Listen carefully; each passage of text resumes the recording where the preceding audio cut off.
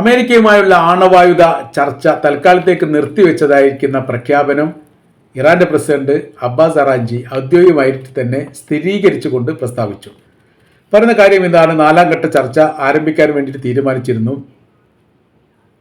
എന്നാൽ അമേരിക്കയെ സംബന്ധിച്ചിടത്തോളം തങ്ങളുടെ സൈനികപരമായിരിക്കുന്ന ബലക്ഷയം ഉണ്ടാക്കുക എന്ന ലക്ഷ്യത്തോടു കൂടിയാണ് പല ഘട്ടങ്ങളിലും ചർച്ച ആരംഭിക്കുന്നത് തന്നെ. ഇതൊരു ഉചിതമായിരിക്കുന്ന കാര്യമൊന്നുമല്ല.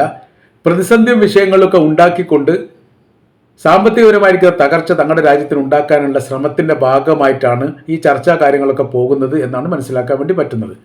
അതുകൊണ്ട് തൽക്കാലത്തേക്ക് നാലാം ഘട്ട ചർച്ച നിർത്തിവെച്ചായിരിക്കുന്ന പ്രഖ്യാപനമാണ് ഇറാന്റെ ഭാഗത്ത് ഉണ്ടായിരുന്നത്.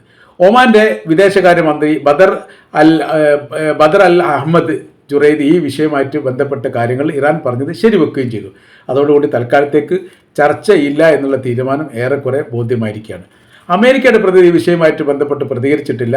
അത് ഏറെക്കുറെ സാധ്യമാകുന്ന തരത്തിലേക്ക് കാര്യങ്ങൾ പോകും എന്നുള്ളൊരു പരാമർശം മാത്രം നടത്തി യഥാർത്ഥത്തിൽ മീഡിയക്കാരുടെ മുമ്പിൽ നിന്ന് അപ്രത്യക്ഷമാകുകയാണ് ഉണ്ടായത് എന്ന തരത്തിലാണ് അമേരിക്കയുടെ പ്രതിനിധിയെ കുറിച്ചുകൊണ്ട് ചില മീഡിയകൾ ഈ വിഷയമായിട്ട് ബന്ധപ്പെട്ട് പറയുന്നത്.